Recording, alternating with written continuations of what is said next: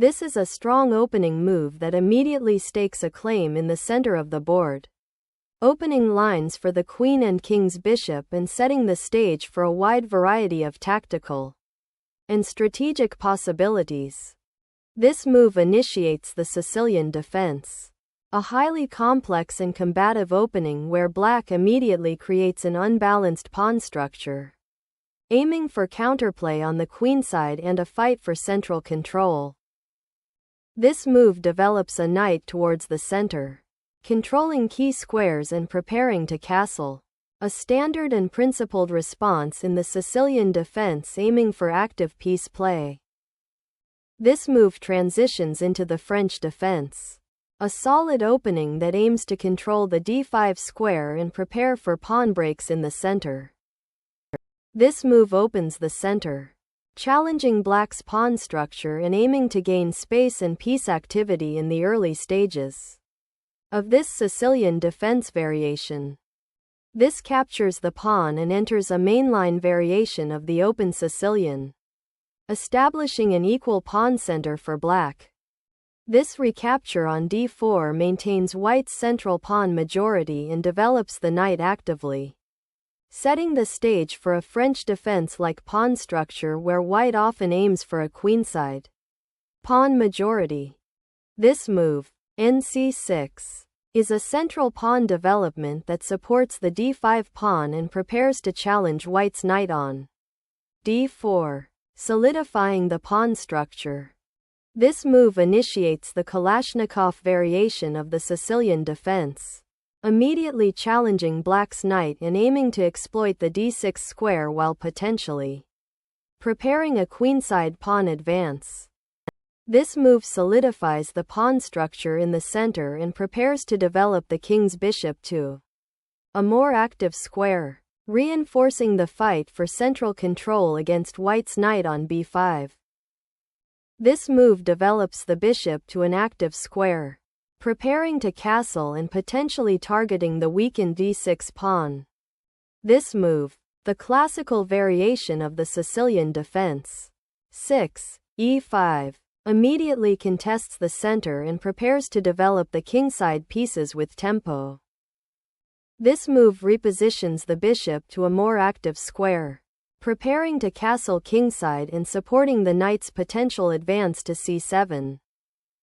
Developing the knight to f6 is a natural and solid move, reinforcing the center and preparing to castle, while also challenging white's bishop on e3 and preparing for potential pawn advances.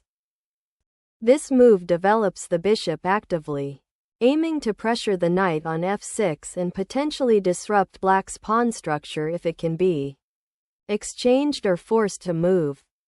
This move develops the bishop and prepares to castle kingside, while simultaneously challenging white's attacking bishop on g5 and reinforcing the central pawn structure. This move develops the knight to a more active square, preparing to castle kingside and reinforcing the central pawn structure while also eyeing the d5 square. This move contests white's active knight on b5, forcing it to retreat or reposition, while also preparing to expand on the queenside.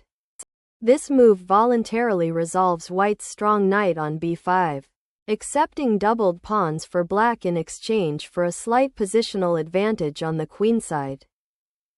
This capture on f6, though seemingly unavoidable, creates a permanently doubled pawn on the f-file for black, weakening the king's position and opening the g-file for white's rook to potentially exploit later in the game. The knight retreats to a3, aiming to develop to c4 or b5 to pressure white's queenside pawn structure and potentially contest the d6 pawn. This move, d5, strikes powerfully at the center, aiming to open lines for your pieces and challenge white's space advantage, though it does weaken the e6 pawn. This pawn capture on d5 opens the e-file for white's rook and challenges black's central pawn structure, potentially creating weaknesses after subsequent exchanges. This exchange in the closed Sicilian often reaching this pawn structure. Sees black accepting the doubled f pawns to open the g file for potential attacking chances against white's king. This pawn capture on a3 creates doubled pawns for white, which are generally a weakness. But it opens the b file for your rook and develops the queenside quickly. This move develops the queen to a more active square, eyeing the weak c3 pawn and potentially preparing to contest the open a file. This move centralizes the queen, supports the d5 pawn, and prepares to connect the rooks, aiming to leverage black's doubled f pawns and the exposed king. Black chooses to castle queenside, a dynamic decision that creates an unbalanced pawn structure and initiates an aggressive kingside attack, while white aims to exploit the open queenside and potential weaknesses around black's king.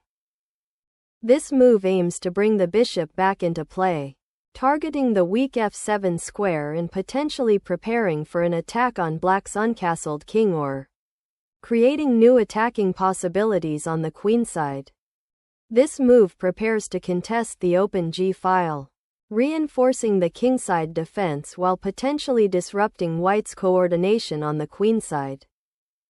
Developing the rook to the d file opens up lines for potential activity and prepares to contest the open file, while also offering a defensive retreat if necessary. This move develops the bishop to a more active square, aiming to control the long diagonal and potentially pressure white's queenside pawn structure after black recaptures on d5. This move centralizes the bishop, preparing to contest the open d file and potentially support a knight maneuver to c4, aiming to improve piece coordination and control of key squares. This exchange simplifies white's pawn structure on the queenside, creating an isolated b-pawn for white, while black gains an open c-file for their rooks. This recapture clarifies white's queen placement and prepares to contest the crucial central d-file, aiming to exploit black's somewhat compromised kingside pawn structure. This move aims to exploit the weakened kingside structure created by black's capture on f6. And the nd4 is well placed to pressure white's queenside and potentially participate in an attack. This move castle kingside, which is a critical decision given the exposed king position and the open d file, aiming to secure the king and prepare for potential complications by bringing the rook into play.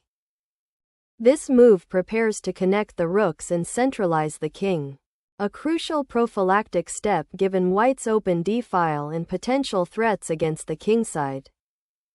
This move is a preparatory maneuver, shifting the king to a safer square, away from the open d file and potential attacks down the g file, while also potentially enabling future pawn pushes like g3 or h4. The move captures a pawn, but black's king is vulnerable on the queenside after the exchange, and the resulting pawn structure on the queenside for white is doubled and potentially weak. This move initiates an attack on black's central pawn structure and king safety by exploiting the open f file and creating attacking potential on the kingside. This move places the rook on an open file, preparing to challenge white's control of the central rank and potentially create threats against the king. This knight move repositions the cavalry towards the kingside attack and prepares to contest the d4 square, potentially supporting a future pawn push or occupying an outpost. Black has chosen to resolve the immediate material imbalance, returning the queen for the rook, aiming to simplify the position after white recaptured the pawn on d3. This pawn capture is essential to address black's active queen and regain material balance after the exchange, though it does create doubled c-pawns, which will require careful defensive coordination. The rook aggressively occupies the second rank, directly challenging white's vulnerable king and threatening to penetrate further, creating significant defensive complications for white. White aims to activate the rook by bringing it to a more central file, potentially contesting the open file against black's rook and supporting further central pawn breaks or piece activity. The rook capture simplifies the position and challenges white's pawn structure, aiming to activate black's remaining pieces. This recapture simplifies the position and establishes white's knight on a central outpost, aiming to exploit the slightly weakened kingside pawn structure for black. This pawn advance aims to challenge white's central control and potentially create a passed pawn, while also opening a diagonal for black's bishop. This pawn capture opens the f-file, creating immediate attacking potential and contesting the crucial central squares with the opponent's remaining central pawn. This move reactivates the rook, bringing it into the center on an open file to challenge white's control and prepare for potential counterplay against the weakened kingside pawn structure. The move re1 aims to activate the rook by bringing it to the open e-file, contest control of this important central file, and support the e5 pawn. This move reactivates the knight, bringing it to a more active square where it can attack the d4 pawn and potentially exchange for white's defending knight on e4. This move repositions the rook to a more active square, preparing to defend the d-pawn and potentially support an advance on the queenside. The knight's relocation to d4 aims to challenge white's centralized pawns and potentially establish an outpost, while also preparing to defend the f5 pawn. This move aims to contest the central d-file and prepare for potential pawn advances on the kingside, while also creating more active possibilities for the white knight. This move, nc2, capitalizes on black's active piece play by forcing white's rook back to its starting square and aiming to disrupt white's coordination by threatening the d4 pawn if white's rook moves. This move repositions the rook to a more active file, aiming to exploit white's potential weaknesses on the kingside and support a potential queenside advance. The rook capture reclaims the pawn and opens the e-file, creating dynamic counterplay for black's pieces. This knight move aims to redeploy the knight to a more active square, potentially supporting advances on the kingside or controlling central squares as the game simplifies. The recapture on d5 aims to equalize material and simplify the position, but white's knight on f3 is now well placed to exploit the open central files. The move rxh7 aims to exploit the open g-file, targeting black's vulnerable king and potentially creating threats against the h-pawn. This rook sacrifice is a tactical attempt to exploit white's compromised kingside pawn structure, aiming to regain material or create counterplay by opening lines. This pawn push advances the king's pawn toward the queenside, aiming to restrict black's rook and potentially create an outpost for the knight. The knight now advances to a central outpost, ready to pressure white's weakened queenside pawn structure and potentially support a breakthrough, or transition to an endgame with attacking chances. This move capitalizes on black's misplaced knight and the weakened dark squares around the king. After the capture on d3, this check forces white's king to a more vulnerable position, activating black's rook and leveraging the open d-file for potential future play. The king is forced to move to a safer square to avoid the immediate check and potential checkmate threats on the open file and diagonal. This move repositions the rook to the first rank, aiming to activate it on the open a file and potentially contest it with white's own rook. This move aims to create a protected passed pawn on g5, leveraging the open h-file for potential king attacks later in the endgame. This move advances the f-pawn to support the knight and create a passed pawn if white's pieces are not positioned to prevent it, aiming to disrupt white's coordination and potentially activate black's rook on the open file. The rook recaptures the pawn, aiming to exploit black's weakened king's safety and create mating threats by opening lines towards the black king. The move rxa2 is a greedy pawn grab that allows white to activate his knight and potentially create a passed pawn on the queenside after a potential exchange of rooks. This rook move repositions the piece to the queenside, aiming to support the potential advance of the a-pawn and contest the a-file while white consolidates their advantage in material and pawn structure.